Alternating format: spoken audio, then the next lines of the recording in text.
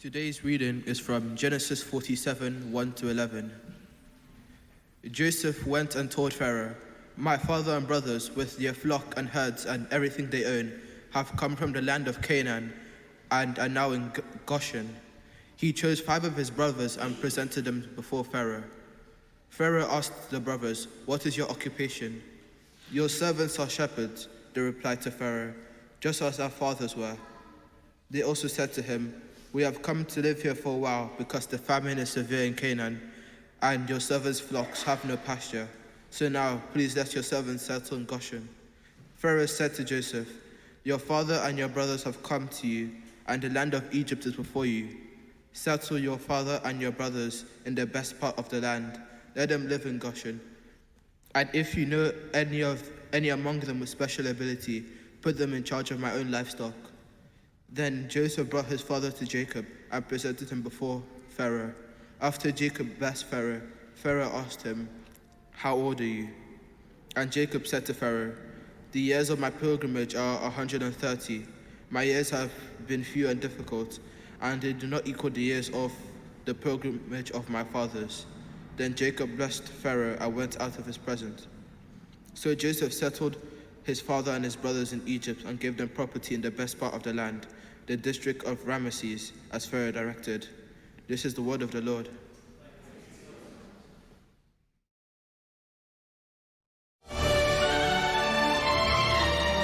From the filmmakers who created The Prince of Egypt comes the next in a series of classic stories.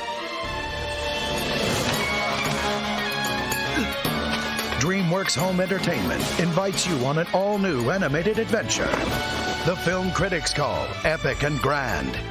Storytelling at its best. A story that will live forever. Tell Pharaoh about my gift, please. I'm told you merely need to hear a dream. You can explain it. That is true. Believe in the miracle of dreams.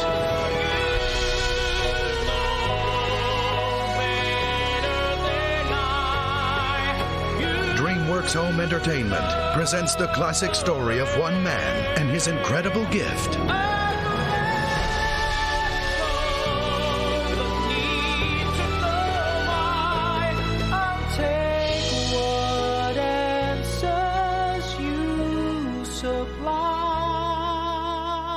Joseph, King of Dreams. Own the film the entire family can enjoy.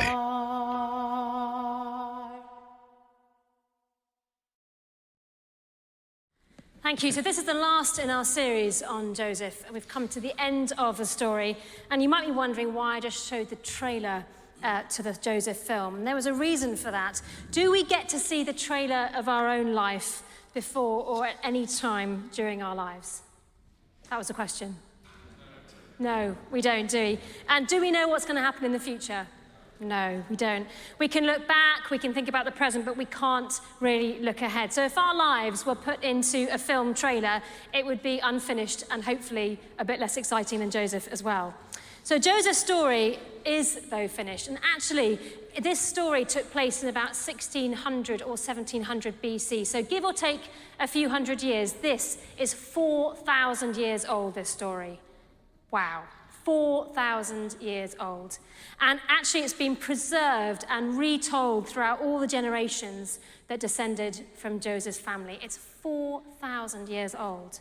And what makes Joseph's story so significant is not just that he saved his family from starving in a famine, but actually that his actions and the actions of the God who he believed in and worshipped actually impacted every generation after him. He didn't realize it at the time. When he died, he probably thought, oh, I've done a good thing. I've saved my family. I've resettled them in Egypt. I've saved a nation from starvation. But actually, his legacy is far bigger than that. Because his family were going to grow into a nation that God had spoken to Abraham, his great-grandfather, about. And he and his brothers would end up being the 12 founding tribes of Israel. So he showed the trailer to give a glimpse of the whole story of Joseph's life. because it reminds us of the bigger picture. Because 4,000 years later, we can see the impact of this story and stand amazed at what God did through Joseph's life in the good times and the bad. This is why these stories are preserved for us in the Bible, because they continue to speak to us all the time. So to illustrate this point today, I have got a puzzle. And let me just explain this first. I've got pieces of a jigsaw and I've put them into 3 bags. And all the pieces that you have in your bag will connect together. And what I'm going to ask for 3 teams to come and basically, we could make a competition, but to be honest, you're all going to get a prize anyway. But basically, I want 3 groups to as quickly as possible, put their puzzle pieces together and then bring them to the front. And then together, we're going to complete the jigsaw. So, do we have some teams? This looks like it's one team. Come forward. Okay. Youth, how about you doing a team? Youth? Come on then. Chop, chop. That's nice. Great. Okay, so guys, your team, what do you want a team name to be? No idea. No idea. Your team, no idea. Okay, Caitlin, you take the things. Okay, and this is your bag. And don't open it and go until I say so, but you can go to the back and find a table, okay? Okay, team no idea, off you go. Youth? Got high expectations, guys. High expectations. Okay, this should be quite straightforward. There we go, there's your, put it on there. Go and find a level surface. Adults, would anybody like to compete with our young people? Come on. I need one more team, guys. They might start without you. Come on, Macy. Anybody else? Thank you. Look at this. They're going to smash you. Okay, there we go. Go and find a level surface. Don't start yet. Don't start yet. My gosh, this is going to be a disaster. Okay, adults, you might want to chop too. I'm going to count you down. You can start in 5, 4, 3, 2, 1, go! If you're watching online, then at the moment, around the room, 3 different groups are very busy, thank you very much, trying to put together their puzzle pieces. Thanks to Tippy's over-ordering, we have an enormous bag of lollies. They're actually my favourite, so that's okay. Hey, have you done it? Okay, come on. Run. Once you've done it, come up to the front. Let's see it. Oh, well done. No, hang on. Put it in here. So this is the whole puzzle. Can you work out where it goes in here? There we go. Okay. Now this is going to be tricky. Would you like a medal or would you like a lolly? Lolly. I knew that would happen. Off you go. Well done. Come forward. Okay. Let's try and think of a better way of doing this. How about you take some and hand them around? Okay, guys. Put your puzzle piece in there, work out where it goes. Would you like a medal or a lolly? I think I'd like a lolly. I think the lollies are amazing. Yeah. I've enough medals. I've got 2 medals. You've got too many medals, Tom. Yeah, 3 medals, right, yeah. Okay, guys. Thank you. And you've put it in here already, so we've got one final piece to come. Look at this. Thank you. Everyone got one? That was spectacular. I should have given you more pieces. I didn't know how... Okay, I didn't know how amazing you'd be at this. Thank you. Just one, maybe. Thanks. Although we have got a big bag. Okay. Can we give them a round of applause, please?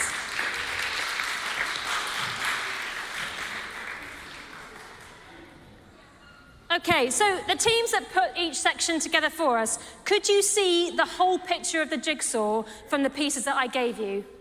I don't think you could. So this was, in fact, the entire picture that you were putting together, but the pieces that you got wouldn't have told you what the whole kind of picture of the jigsaw was going to be. You saw the bits and pieces that you were assembling, but not the whole sort of section. And it was only when all 3 sections came together on the jigsaw that you got the complete picture of the puzzle. And you could have been doing a puzzle of the map of England or something like that, which would have given you a sense of how the puzzle should be and where the pieces should go. But actually, it wasn't clear from the pieces that I gave you what the whole picture was going to be. So I want to say 3 brief things about this as we think about the bigger picture of our lives and as we finish our series on Joseph. So let's go with the puzzle idea. Our lives are a bit like a puzzle with lots of different pieces, jigsaw pieces in them.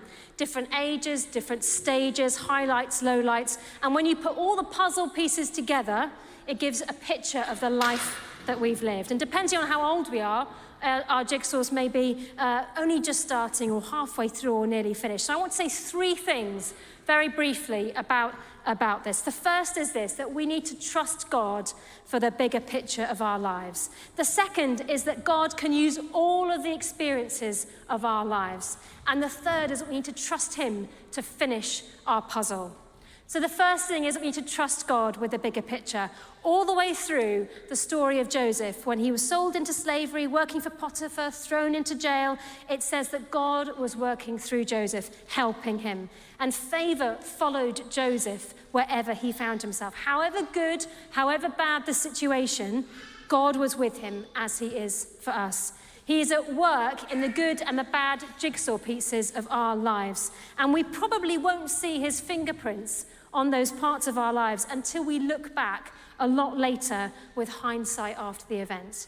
So we need to trust God for the bigger picture that we often can't see. Because Joseph's story wasn't just about him and his survival and about his family. He had this enormous legacy. So not just surviving the famine or being reconciled to his family, but the fulfillment of God's promise to Abraham that his family would be more numerous than the stars. And when Jesus came 2,000 years after Joseph, he announced a new kingdom and selected 12 apostles or disciples to represent this new kingdom. So the 12 apostles and disciples, because there were 12 tribes of Israel, the 12 of which was Joseph and his brothers. So the impact of this story has just rippled throughout the generations of Israelites. And it's the same with us. When our lives are in God's hands, they'll impact others with a kind of ripple effect long after we've died. So we need to trust God for the bigger picture of our lives. Secondly, we need to trust that everything that we go through can be used by God. We are all a work in progress. And Joseph, which is why I like this story, Joseph in parts of the story was pretty unpleasant. He began as a bit of a brat, he was boasting, and then he's really tricky with his brothers later on, toying with them, tricking them, teasing them, and his brothers aren't particularly lovely either. And that should really encourage us that however much our lives are impacted by sin or by failures or mistakes, God can forgive us and weave together a new and a different ending. It says in Psalm 145 that God is merciful and compassionate, that he's slow to anger and he's rich in love. He doesn't give up on us, even when we might have lost hope or feel like giving up. You see, every period in Joseph's life, in his jail, in his betrayal, in his captivity, God is at work still in him. And he used all of those difficult periods that Joseph went through to kind of carve out his character and chip away at his sense of entitlement. Every day in prison was another day of him letting go of his self-reliance and choosing to lean on God, who had never forgotten him and who had been at work in his life the whole time. So we are also to trust that God will use the good and the bad puzzle pieces and weave them together in our lives for our good and for his glory. He's the master artist, and he's never in a rush. So we need to let him shape our character through our experiences and trust that every experience that we've had, good or bad, can be used by God. And thirdly, we need to trust him to finish our puzzle, because Joseph's story didn't finish when he died. He and his family settle in Egypt, but we know that what begins as a kind of peaceful move to Egypt ends up with the Jewish people being enslaved by Pharaoh 400 years later. And at this point, they've grown from being a family of about 66 to a nation of over 2 million people. And Joseph's story lays a foundation for Moses, who was a Jew by birth, but raised in the Egyptian royal family, who is then called by God to bring his people out of Egypt and back into the land that God promised Abraham. So in some ways, God was finishing the puzzle of Joseph's life and legacy long after he died. So however old we are, there is always more to come. There's more to be done. And if these puzzles kind of represent our lives, then they're not finished. And that means that we have a choice. We can work with God, allowing him to work in and through us in years to come. The final picture of our puzzle is incomplete. There are pieces missing. There is more to be done. And when we offer God our lives and we surrender the outcomes to him, he will work to complete the puzzle, bringing all of the puzzle pieces together in such a way that blesses us and our families. Now, the story that we've covered over the last 7 weeks spans 10 chapters, from Genesis 37 to 47. But chapters 47, 48, and 49 are all about blessing. Jacob arrives in Egypt and he blesses Pharaoh. Then Jacob blesses Joseph's 2 sons. And then on his deathbed, Jacob blesses all of his other sons. And the power of blessings is a different sermon. But I want to say to you that blessings are really powerful. Blessings are an impartation. They carry spiritual authority, and they set in motion something that goes from generation to generation. It's like a release or a discharge of goodness that flows from us or from God into other people's lives. Something is imparted or deposited. And so as we think about our lives as unfinished puzzles, let's be reminded that there is a bigger picture, that God is sovereign. He's kind of in charge over our lives and over the world. And if we invite him, then he will pull the threads of our lives together, using all of our experiences, good and bad, and even our sin, to mold and to shape our character. And so our lives in God's hands has the power to impact others and generations to come after we've gone. So today, like every other day and like every other Sunday, is an opportunity to say yes again to this invitation to place our lives, place our jigsaws into God's hands and invite him to finish our story, to craft our stories into something that's good and powerful and impactful. And trusting him with our lives, knowing that he loves us, that he is for you, that you are precious to him, and that he wants to bring healing and wholeness and reconciliation into every aspect of your life, past and present. And as we do that, as we offer him our lives, he will bless us and those that we love and our families now and for years to come. So let's pray together as a band come up. You might just want to shut your eyes and just think about the puzzle pieces of your own lives. There are some puzzle pieces that you will remember joyfully and others that have been really difficult. And the different pieces that have made up the jigsaw of your life so far. And it's good to acknowledge the difficult parts of our lives and all that God has brought us through in the same way that God brought through Joseph through so many dark periods. And just as you visualize your unfinished puzzle, you perhaps might just want to offer it to God again and give him your yes and just say, please finish my puzzle. Please weave those pieces of my life together into something beautiful and redemptive, something that's powerful, that impacts others, that leaves a stamp, that has a legacy. And as we offer him the pieces of our lives, past, present, and future, ask for his blessing upon us and our families, our communities, our church, that impartation of his goodness upon us and the generations to follow.